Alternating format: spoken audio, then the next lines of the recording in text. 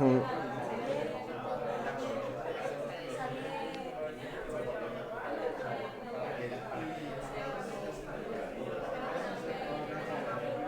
Bueno, Pues nada, pues vamos allá. sí, vale, pues te doy paso. ¿Eh? Sí. Hola, bueno, vamos con la segunda charla del día. Nada, muchas gracias Carlos por venir a dar una charla sobre accesibilidad. Va a ser media hora de charla y luego tendremos 15 minutos de preguntas. Así que nada, muchas gracias.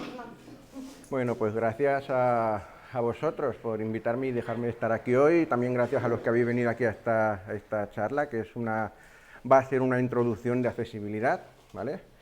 Entonces, primero me voy a presentar. Yo soy Carlos Muncharaz, yo trabajo como especialista de accesibilidad en Springer Nature y en mi trabajo, bueno, también soy una persona con discapacidad, uso audífonos, y en mi trabajo como especialista de accesibilidad lo que hago pues son muchas auditorías y evaluaciones de accesibilidad.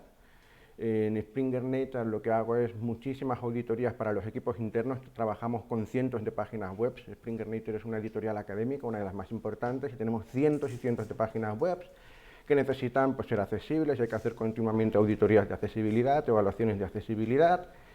Y antes de Springer Nature estaba en Ilunion, que es probablemente la empresa que más personas con discapacidad contrata en el mundo, tiene 30.000 personas con discapacidad y son especialistas en accesibilidad. Y en Ilunion pues trabajaba como consultor externo para dar soporte a muchísimas empresas, algunas de las más importantes en España, como aerolíneas, comercio electrónico, el sector público. Entonces, en resumen, lo que quiero decir es que he hecho muchísimas auditorías y evaluaciones de accesibilidad y lo que quiero compartir en esta charla pues ese es un poco, ¿no? Cómo es una evaluación de accesibilidad, cómo se determina que un sitio web es accesible y compartir un poco estas experiencias y dar un poquito algunos consejos o unos trucos, ¿no? Pues para que si estáis trabajando en accesibilidad o estáis interesados en accesibilidad, pues que podáis aplicarlo, ¿no?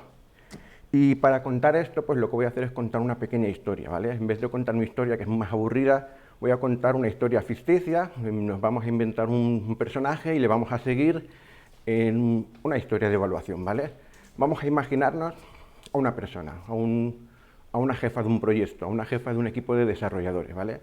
Vamos a llamarle Simona, ¿vale? Y Simona es una jefa que tiene un equipo de desarrolladores, están trabajando en un sitio web, mantienen un sitio web, vamos a decir que es un sitio de comercio electrónico, pero puede ser lo que sea, ¿no? Puede ser cualquier sitio web. Y un día el departamento de atención al cliente pues llama a Simona y le dice, oye, hemos recibido una queja de una persona ciega, de un cliente ciego, que dice que no puede utilizar el sitio web porque no es accesible. ¿Podemos hacer algo aquí? ¿No? Y claro, entonces Simona lo primero que hace es, pues vamos a ver qué es lo que hay que hacer para que esto sea accesible, ¿no? Y empieza a investigar, empieza a buscar información y lo primero que hace es... ¿No me funciona para pasar la diapositiva?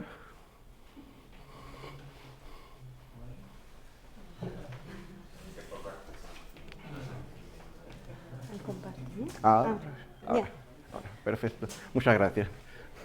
Entonces, lo primero que hace es ir a la página web de la WAI. La WAI es la Web Accessibility Initiative, que es una página de referencia, es una página del consorcio W3C, y es una página de referencia para encontrar cualquier información sobre accesibilidad, estrategias de diseño, de desarrollo, planificación, un poco de referencia en el marco legal, pues todas las dudas de accesibilidad es un sitio de referencia, la página web de la WAI, ¿vale? Y ahí entonces Simona empieza a buscar información, empieza a leer información, ahí encuentra lo que es la accesibilidad, encuentra una definición, que la accesibilidad es el diseño y desarrollo de sitios web, herramientas y tecnologías para que puedan ser usados por personas con discapacidad. Y también importante, el sitio web de la web tiene páginas en español. Esta es una página en inglés, pero tiene traducciones al español, o sea que es un sitio que se puede consultar para referencia, ¿vale? Entonces, con toda la información que Simona coge en el sitio de la WAI, va a hablar con su equipo y les dice, oye, tenemos un cliente que es ciego, que encuentra problemas de accesibilidad en nuestro sitio y a ver si podemos hacer algo, a ver si podemos arreglarlo, ¿no? Y en esa reunión había un directivo que dice, no, imposible. Imposible porque la accesibilidad es importante, pero no es una prioridad para nosotros. porque tenemos muchísimo trabajo que hacer, tenemos un montón de proyectos, tenemos nuevos diseños, tenemos que hacer cambios, tenemos que arreglar cosas que afectan a cientos, a miles de usuarios. Esto es solamente una persona ciega que se ha quejado, no es una prioridad. No, lo siento mucho, pero no tenemos tiempo para hacer esto, no podemos hacerlo. Que es lo típico, ¿no? Si trabajas como consultor de accesibilidad o experto de accesibilidad, te vas a encontrar una y otra vez esto, ¿no? Que no es una prioridad, que no es importante, que no tenemos personas con discapacidad entre nuestros clientes. Pues es una cosa que hay que estar preparados, ¿no? Es una cosa que hay que combatir una y otra vez. Y entonces Simona, pues lo que hace es ir a hablar con un especialista en accesibilidad, ¿vale? No le gusta la respuesta que le han dado, cree que hay que hacer algo, no hay que quedarse así, y va a hablar con un especialista de accesibilidad y le dice, oye, que tenemos este problema, tenemos un cliente que se ha quejado, que el sitio web no es accesible, pero no podemos darle prioridad, ¿qué hacemos? ¿No? Y entonces el especialista en accesibilidad le dice, mira, en el mundo hay aproximadamente 1.300 millones de personas con discapacidad. Esto es un dato aproximado que ofrece la Organización Mundial de la Salud. En Europa hay 101 millones de personas, que es un dato que ofrece Eurostat, y en España hay 4 millones de personas, que es un dato que ofrece el Instituto Nacional de Estadística, ¿vale? Son datos aproximados porque es imposible saber el número exacto de personas con discapacidad, porque hay muchas personas que tienen discapacidades que no se sienten discapacitadas o que no están registradas como tal, ¿vale? Así que es un dato aproximado. Pero lo que es importante es que esto es una cifra grande, ¿vale? Esto más o menos equivale al 20% de la población. Es una cifra bastante grande y no es ningún plan de negocios que deje fuera el 20% de la población, es un buen plan de negocios, porque estás dejando fuera una parte importante de tus clientes, ¿vale? Pero es que no solamente es una parte importante, ¿vale? No solamente es un mercado importante. Aparte de las personas con discapacidad, que son unos números importantes, si no haces cosas accesibles, pierdes el entorno de las personas con discapacidad. Por ejemplo, si una empresa tiene contratada a un trabajador con discapacidad, esta empresa va a querer que todos sus procesos, todos sus programas sean accesibles. Y cuando usted quiera comprar pues a un proveedor, le quiera comprar algo, una herramienta para trabajar, pues va a pedir que sea accesible. Entonces aquí ya estamos hablando del entorno. Lo mismo pasa con educación, con familia, con diferentes cosas, pues siempre el entorno de las personas con discapacidad siempre va a pedir soluciones accesibles, ¿vale? Entonces, un beneficio de la accesibilidad es que te da un mayor alcance del mercado. Otro beneficio es que te reduce el riesgo legal, porque cada vez hay más normativa de accesibilidad. Ahora dentro de 2 semanas ya entra en vigor la Directiva Europea de Accesibilidad, en inglés la conocen como la IAA, que va a exigir que muchos servicios y productos sean accesibles.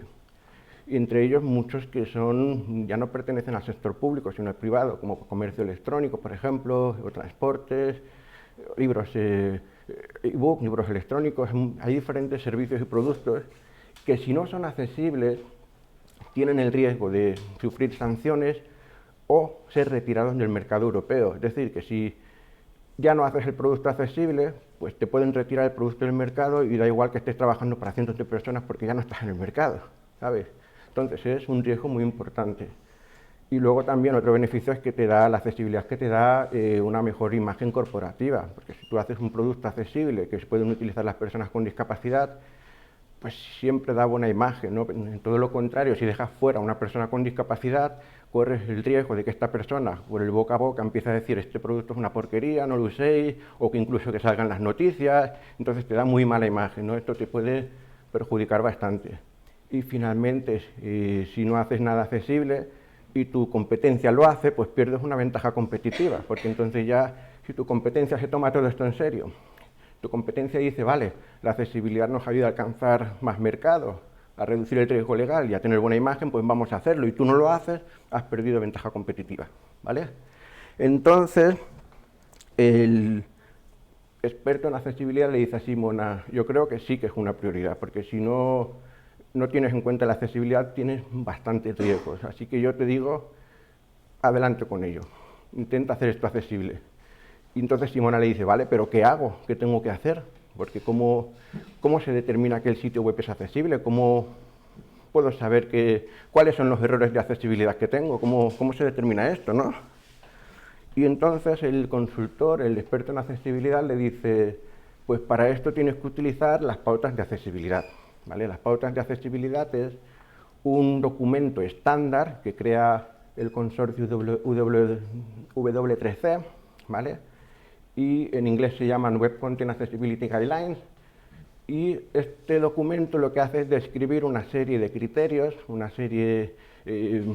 que se pueden verificar, que se pueden comprobar, para determinar que un sitio alcanza un nivel mínimo de accesibilidad. Esto es importante, mínimo de accesibilidad, porque mucha gente piensa que esto es el objetivo, pero no, esto es asegurar que no creas una barrera, ¿vale?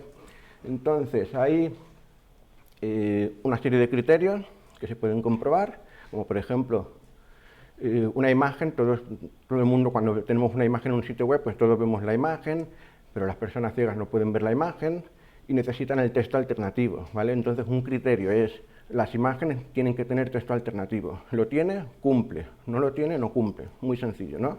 Entonces hay una serie de criterios y este documento no es una cosa nueva. Este documento ya, la primera versión salió en 1999 y hoy la última versión, que es la 2.2, salió en el 2024.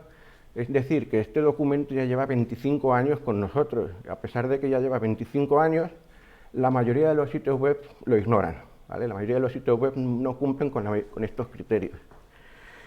Y un poco explicando cómo son los criterios, cómo se organizan los criterios, pues hay 4 principios que siguen los criterios de accesibilidad, ¿vale? Entonces, ¿qué es lo que se quiere medir con los criterios? ¿Qué se quieren hacer con los criterios?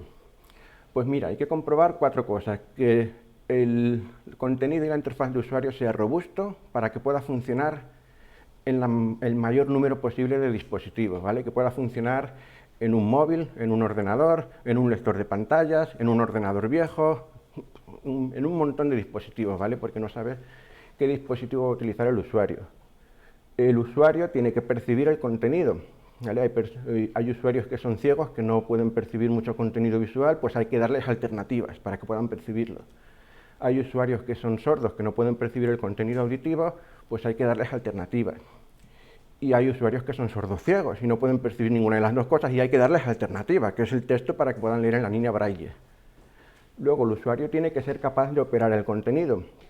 La mayoría de nosotros operamos el contenido pues con un ratón o con una pantalla táctil, pero no todo el mundo lo hace así. Las personas ciegas, por ejemplo, operan el contenido con un lector de pantallas y utilizando el teclado.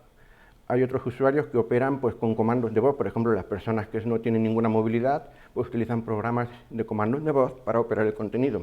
Entonces el contenido se tiene que operar de todas las formas posibles. Y luego finalmente pues el usuario tiene que comprender el contenido, ¿no? Porque si no comprendes el contenido no lo puedes usar.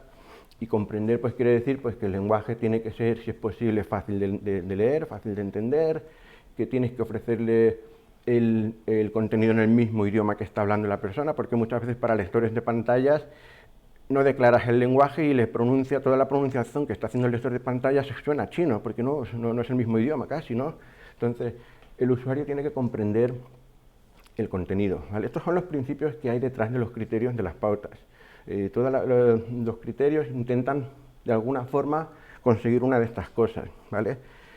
Y además de seguir estos principios, pues los criterios están organizados en 3 niveles. El nivel A, el AA y el AAA. En el nivel A hay 30 criterios y estos 30 criterios son críticos. Si no se consiguen estos 30 criterios, se va a crear una barrera importante, se va a crear una barrera que no se puede salvar, como por ejemplo, si tú haces un sitio web que no se puede navegar con el teclado, pues no hay nada que hacer, no puedes salvar esto, le has creado una barrera imposible de salvar.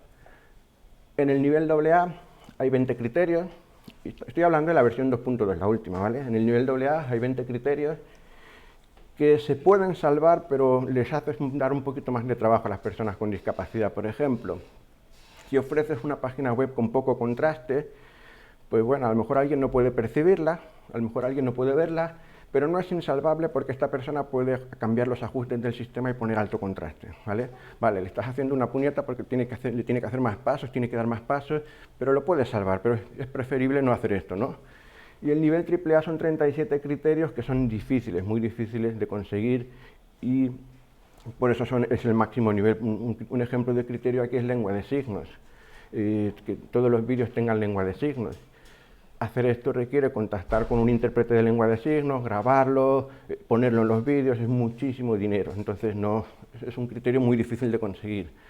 Entonces, lo que pide la normativa, la mayoría de las normativas en materia de accesibilidad es que se cumplan los criterios del nivel A y del AA, es decir, 50 criterios en total.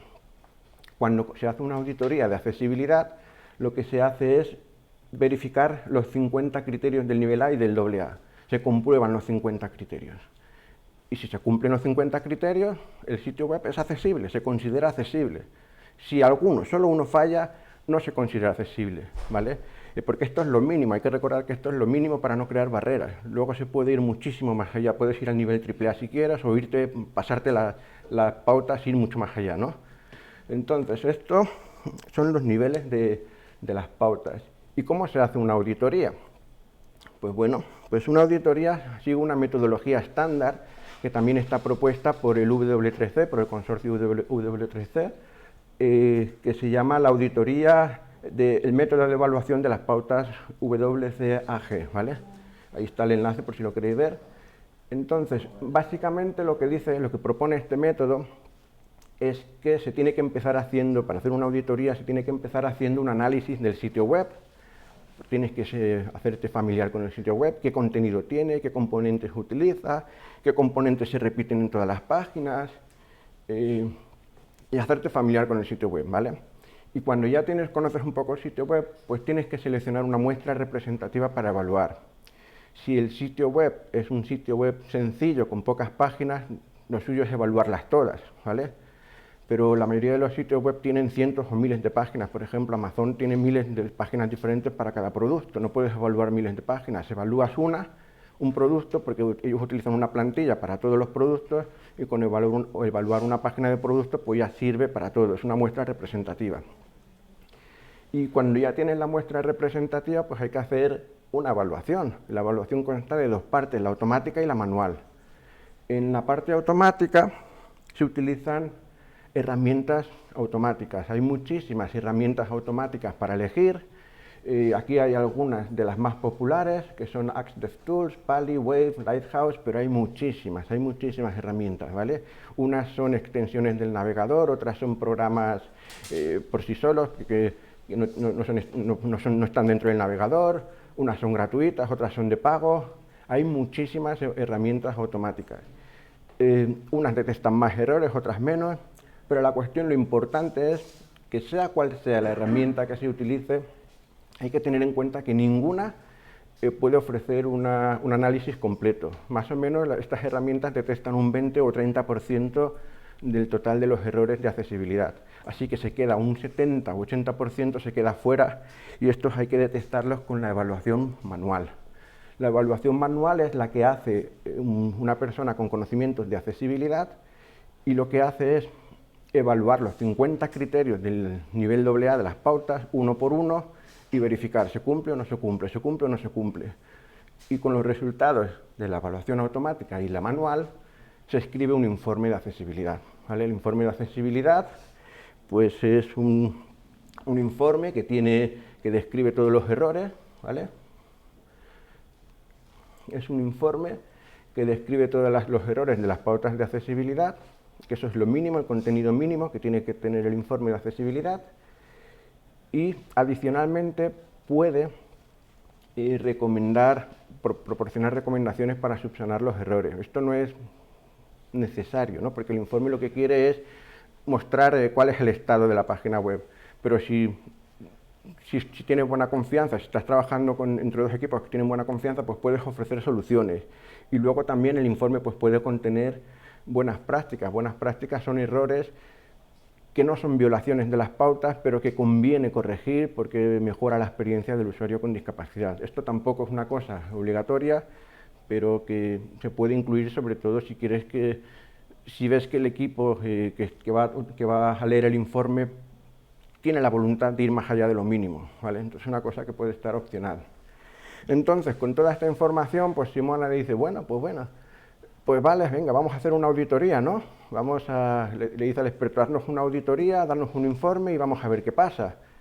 Y el experto en accesibilidad hace la auditoría y les envía un informe con cientos de errores, cientos de errores, ¿vale? Un tochaco como enorme. Y claro, es que este es un equipo que nunca ha tenido en cuenta la accesibilidad. Han estado trabajando, manteniendo un sitio web sin tener en cuenta la accesibilidad, y la auditoría pues ha sacado un montón de errores. Entonces, con este informe, Simona va otra vez a hablar con su equipo y les dice, bueno, pues esto es lo que hace falta para que seamos accesibles, todos estos cientos de errores. Y el directivo, que dijo que no era una prioridad, dice, bueno, ya os dije que esto es imposible, ya os dije que esto no es una prioridad y no tenemos tiempo para esto, no podemos hacer esto, ¿vale? Entonces, lo que vamos a hacer, lo que propongo es que utilicemos una capa de accesibilidad, ¿vale? Una capa de accesibilidad, que en inglés es un Accessibility Overlay, es un programa que se pone entre la página web y el usuario, ¿vale? Es una capa que lo que hace es que el usuario interactúe con la capa, y esta capa intenta hacer el contenido accesible, ¿vale? Esta capa ofrece opciones, a lo mejor la habéis visto alguna vez en un sitio web, un icono en una esquina con un muñequito, que luego le haces clic, pum, y se abre la herramienta, ¿no? Bueno, pues esta solución tiene varios problemas, ¿vale?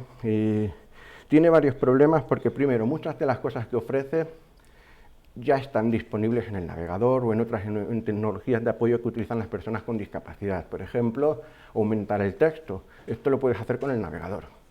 Luego también crean nuevos problemas porque es más complejidad. Estás añadiendo una cosa sobre el sitio web y es más complejidad, y puedes crear incluso barreras para personas que utilizan el lector de pantallas. Ya, hay muchas personas con discapacidad que se quejan de que esto no sirve.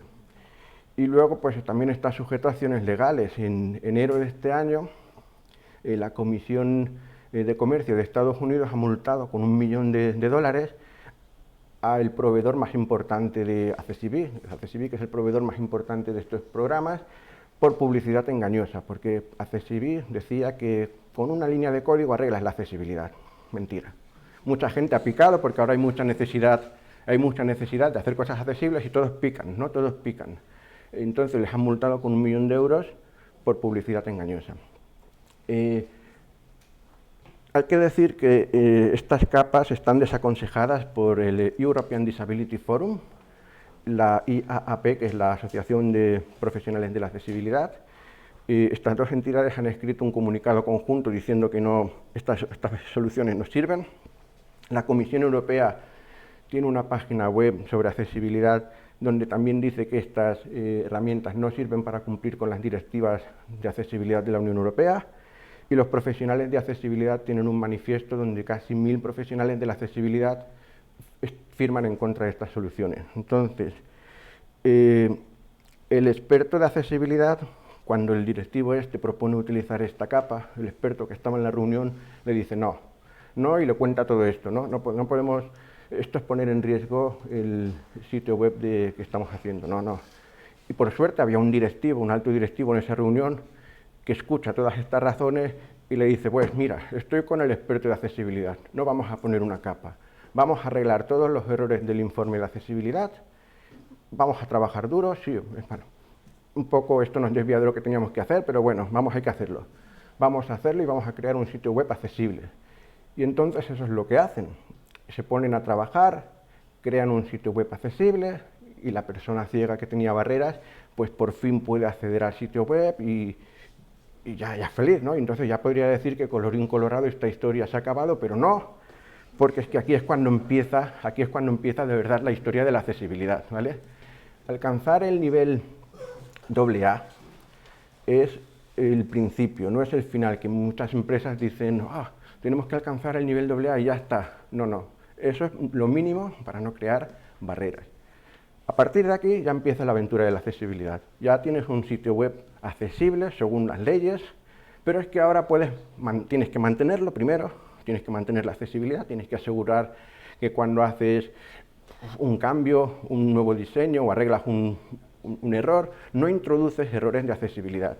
Y tienes que mejorar la accesibilidad. Que mejorar es ir al nivel AAA si puedes, o ir más allá. Ir más allá es hacer pruebas con personas con discapacidad y mejorar la experiencia de usuario de las personas con discapacidad, ¿vale?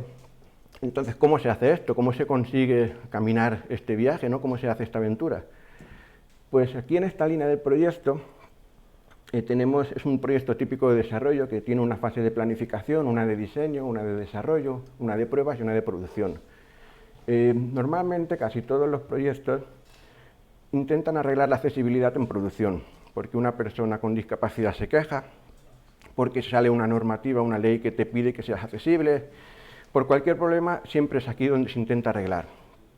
Y aquí es donde más cuesta, porque todo lo que hay antes se ha hecho sin tener en cuenta la accesibilidad, ¿vale? En desarrollo web hay unos gráficos que son muy populares y si os dedicáis al desarrollo web a lo mejor los conocéis, ¿vale? Que es el coste de arreglar fallos, bugs, errores en desarrollo web, ¿vale? Arreglar un fallo, un error en planificación no cuesta nada. Arreglarlo en diseño ya cuesta 5 veces más, es un esfuerzo 5 veces superior. Arreglarlo en desarrollo 10 veces más, en pruebas 15 veces más y en producción 30 veces más. Es decir, el coste aumenta cada vez más, ¿vale? Y lo mismo se aplica para la accesibilidad. Lo mismo se aplica para la accesibilidad, ¿vale? Cuanto más tarde se trata de arreglar la accesibilidad, más cuesta. Entonces, ¿cuál es la solución? ¿Cuál es la estrategia? Llevar la accesibilidad a la izquierda, lo que dicen, muchas veces se dicen entre profesionales de accesibilidad, llévate la accesibilidad hacia la izquierda, ¿no? En la línea del proyecto, llévatela a la fase de planificación. ¿Y esto qué quiere decir? Pues esto quiere decir que los líderes del proyecto tienen que dejar bien claro que la accesibilidad es un requisito, tienen que decir, tenemos que crear un producto accesible, hay que formar al equipo en accesibilidad, hay que contratar a gente que tenga capacidades, habilidades en accesibilidad. En la fase de diseño hay que crear un diseño accesible. Los diseñadores tienen que saber cómo crear diseños accesibles y crear un diseño accesible. En la fase de desarrollo hay que implementar el diseño siguiendo las buenas prácticas de accesibilidad. Es decir, los desarrolladores necesitan conocimientos de accesibilidad. En la fase de pruebas hay que evaluar la accesibilidad. Hay que hacer todo, en vez de hacerlo en producción, se hacen pruebas. Hay que evaluar la accesibilidad. Si todo se ha hecho bien, no habrá muchos errores. Y finalmente, en producción, pues ya se tiene un producto accesible. No ha costado nada, así, haciéndolo desde el principio, ¿vale? Entonces ya no haría falta que venga una auditoría y te entregue un informe de accesibilidad con cientos de errores, ¿vale? Entonces, esta es la estrategia adecuada para crear un sitio web accesible, ¿vale? Y entonces la conclusión, ya para ir terminando, es que la accesibilidad se tiene que planificar, ¿vale? Como se tiene que llevar hasta el principio, y es responsabilidad de todos, líderes, diseñadores, desarrolladores, los que comprueban hacen las comprobaciones, es responsabilidad de todos, no solamente de un experto de accesibilidad que viene al final en la fase de producción y te dice dónde están todos los errores, porque así cuesta mucho, así no se hace. Y hay que tener en cuenta que la accesibilidad es una cuestión básica de calidad del producto, ¿vale? Se trata de utilizar las tecnologías web de forma correcta, no es más que utilizar HTML de forma semántica y seguir las buenas prácticas. Entonces, muchas veces el problema de la accesibilidad es que no se ha utilizado bien las tecnologías que disponemos, porque las tecnologías permiten que el contenido sea accesible. Y nada, pues esto es un poco lo que quería contaros. Si tenéis algunas preguntas sobre accesibilidad o sobre lo que hemos visto en esta charla, pues yo encantaros de contestaros. Y si no os oigo, me acerco. Y nada, pues adelante. Muchas gracias. Perdón. No, así había ¿Puedes? Sí, claro. ¿Tendrás un listado de webs gubernamentales que cumplan la accesibilidad? ¿Gubernamentales? Sí. ¿Una? No, ¿Dos? ¿Cero? no. ¿Para Hacienda solo? No, la verdad es que no, muy pocas. No te puedo decir ninguna del sector público. Los primeros, ahora, como dices de la ley que ha salido de Europa que te obligan quizá No. a los privados a hacer, yo creo que deberían primero pegar Sí. un palo a los gubernamentales, que es un servicio Sí. público que da, ¿no? Es un Sí, poco sí. hipócrita, ¿no? Eso es un poco un tema que hablamos bastante entre los que nos dedicamos a la accesibilidad, ¿no? Porque hay una directiva europea que obliga al sector público a ser accesible. Es una directiva europea, no sé si es del 2016, no sé exactamente el año, pero bueno, que ya hay una obligación, ¿vale? ¿Cuál es el problema?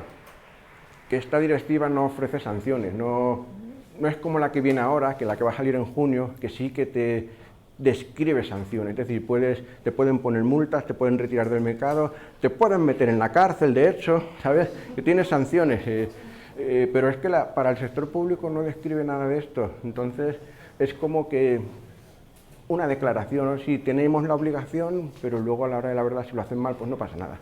Entonces, en esta directiva, a los privados les puede llegar una multa. Sí. A los públicos no y a los privados sí. Hombre, el sector público no se pone multas a sí mismo, ¿no? Pero una sanción y echar no, pero al responsable de que haga eso, por ejemplo, los de Renfe, ya veis la historia que hay detrás de la web de Renfe, ¿no? Ya, y pero es una cosa que es una empresa pública. Sí, a ver, está claro que todo lo público tendría que ser el ejemplo, ¿no? Tendría que ser lo mejor en accesibilidad, porque es servicio público para todos. Porque al final en privado tú puedes elegir y decir, oye, vale, como decía, has puesto el ejemplo del directivo que decía, no es nuestro público objetivo, la gente con discapacidad, que es un mercado muy grande, pero es que yo decido en mi casa lo que hacer y a quién vender. ¿Que pierdo un mercado? Pues lo pierdo. Es mi opinión, ¿eh? Sí, no, sí, estoy de acuerdo, estoy de acuerdo. Que lo hago, voy a tener acceso a un mercado más grande, va a beneficiarme. Que no lo hago, pues me estoy tirando piedras contra mis tejados, pero es cosa mía, es una decisión mía, ¿no? Sí. Y otra cosa yo veo lo público, que son los que exigen todas estas normativas, los que encima que te van a multar y te van a sacar del mercado. Quiero decir, yo lo veo una locura. Lo veo. Sí, estoy totalmente de acuerdo. A quien vender, yo puedo vender, pues no sé, a quien quiera yo y a quien no quiera, ¿no? Porque me supone un gasto enorme en horas, en desarrollo y tal. Sí, estoy de acuerdo, pero es que es así, pues. Vale, ¿Qué se le va a hacer? Gracias por la charla, está muy interesante. Gracias. Hola Carlos, enhorabuena por tu charla, estupendo contenido, desde luego es un placer verte otro año más aquí, desde aquella primera vez que hablaste de do's and don'ts y todas estas cosas. Y bueno, voy al grano. Voy con una pregunta más concreta. ¿Podríamos afirmar que cumpliendo con los estándares de HTML5 estamos ofreciendo un producto accesible o debemos hacer un poquito más para conseguir esa AA? No sé si he entendido la pregunta, ¿puedes repetirla? Vale, voy a formular de otra manera. En mi puesto anterior se jactaban de tener un producto accesible y ese producto accesible lo conseguían, decían ellos, básicamente aplicando bien los estándares de HTML5. Luego, pues había otra serie de cosas que yo observé por allí que no se aplicaban. Por ejemplo, no había un focus trap en un diálogo, no había una serie de cosas y tal. Entonces esa es la pregunta, ¿con HTML5 es suficiente o hay que hacer un poquito más? Vale, sí, pues buena pregunta. Pues HTML5, si se utiliza bien de forma semántica, es un buen punto de partida, ¿vale? Es un buen punto de partida, pero no es suficiente, porque hay cosas que no llega a cubrir la semántica de HTML, ¿vale? Hay componentes, muchas veces cuando desarrollamos y diseñamos, hacemos componentes personalizados, que no están en la semántica de HTML. Entonces hay que utilizar una extensión de HTML que es ARIA, que es la extensión con la que puedes añadir más información para las tecnologías de apoyo, ¿vale?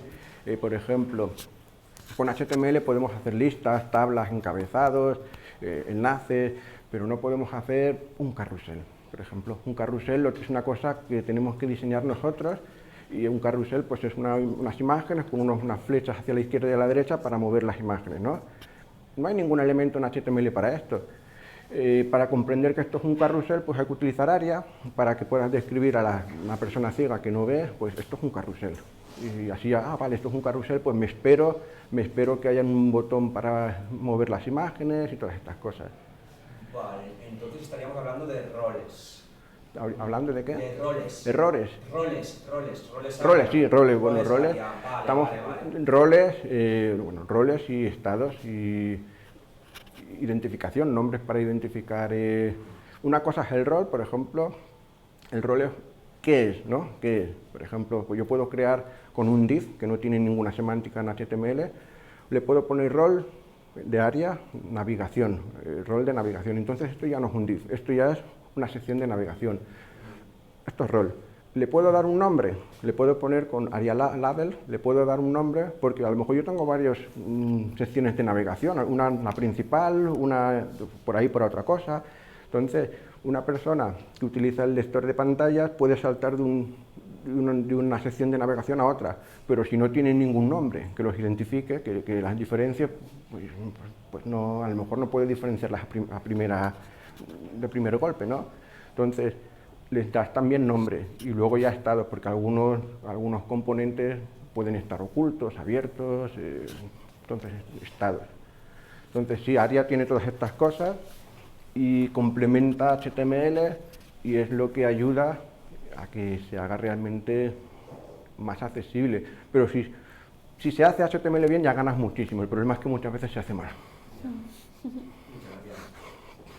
Gracias por la pregunta. Hola, buenas, Carlos. Hola. Gracias por la charla. La duda es, ahora como comentaba, ¿no? A partir de la ley y tal que entra, muchas empresas ya están, digamos, con miedo, digamos, porque es ley y demás, ¿no? Entonces corren las prisas y demás.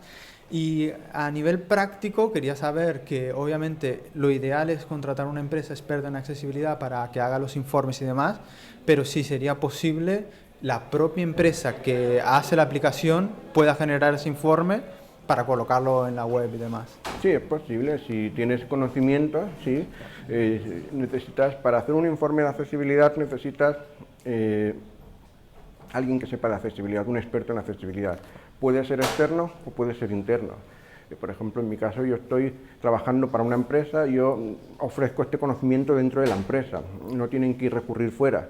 Entonces, las empresas que quieran y se lo puedan permitir pueden contratar expertos profesionales de la accesibilidad o formar a gente dentro de su equipo para que sean expertos en accesibilidad, porque al final la accesibilidad es obligación de todos, ¿no? Pues es trabajo de todos, pero sí que es verdad que para hacer un informe no le vas a pedir a un desarrollador, a un diseñador, ¿no? Que haga un informe, entonces es mejor que lo haga una persona que se dedica exclusivamente a esto.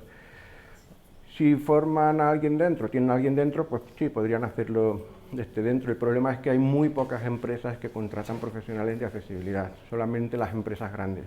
Sí. Vale, gracias. Gracias.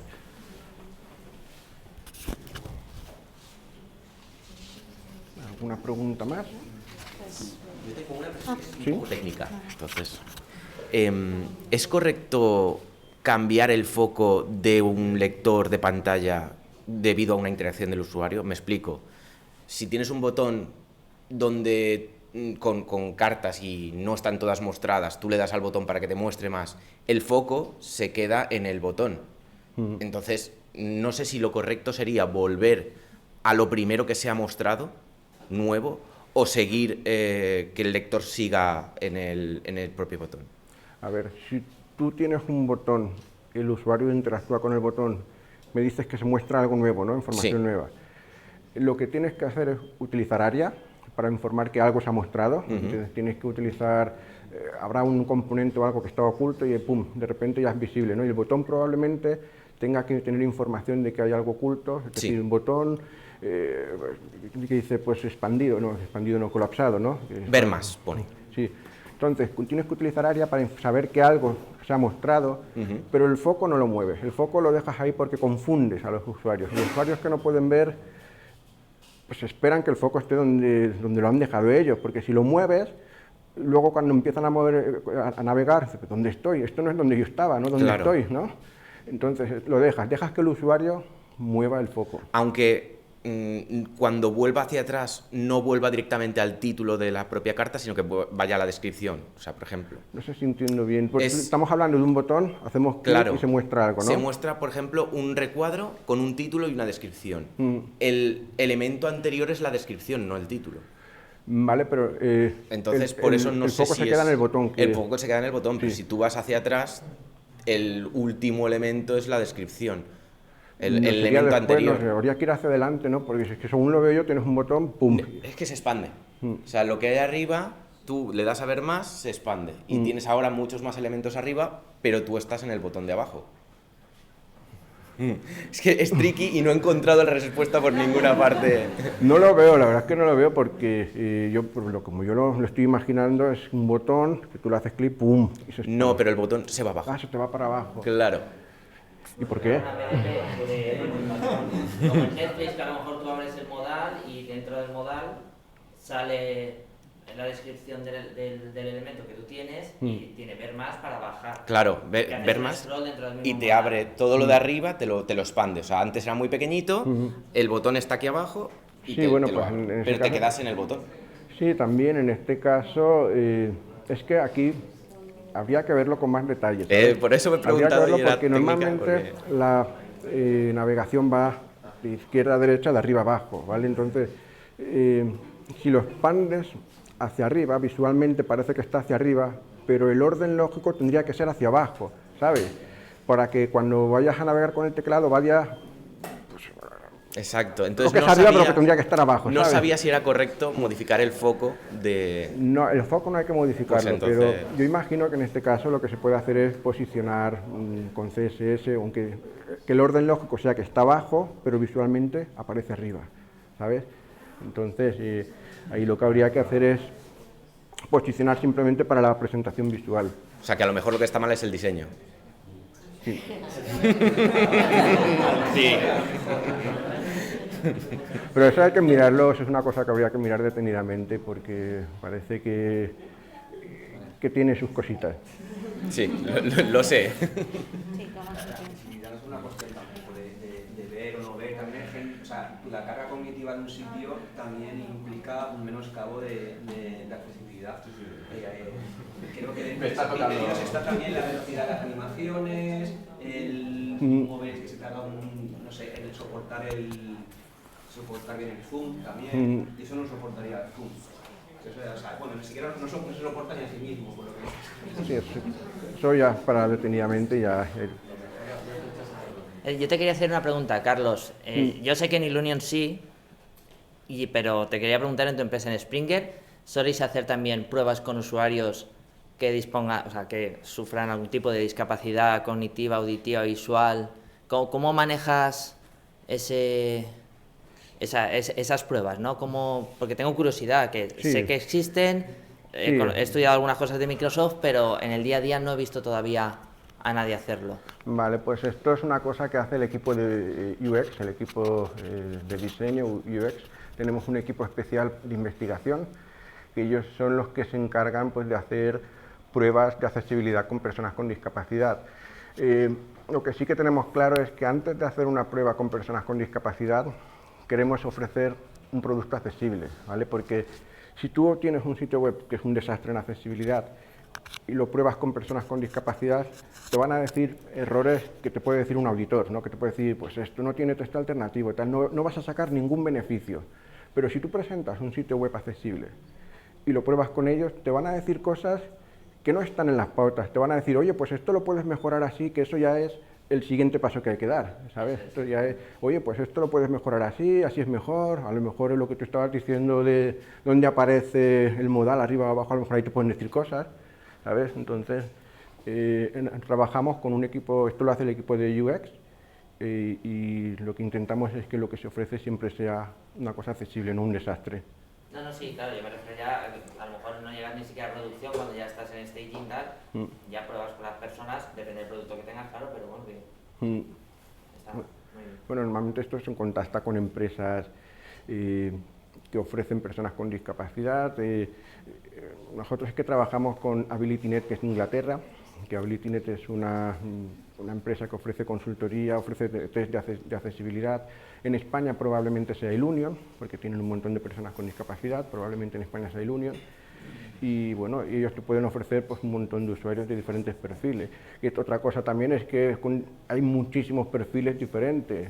Entonces tú puedes probar, no sé con cuántos probarás, 5 o 10, pero es que hay tanta diversidad que siempre te vas a dejar cosas fuera. Gracias por la pregunta. No sé, ¿una pregunta más? Pues muchas gracias. Muchas gracias.